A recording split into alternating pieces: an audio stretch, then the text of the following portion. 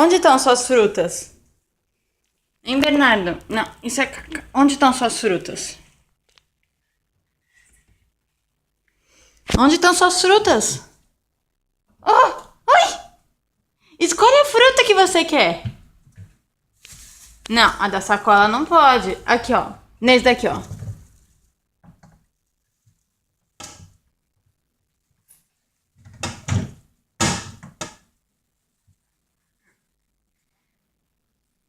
Qual fruta você quer?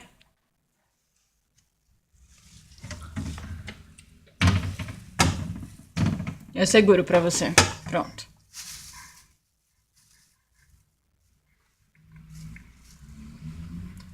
Ei, moço. Vamos pegar esse daqui, ó.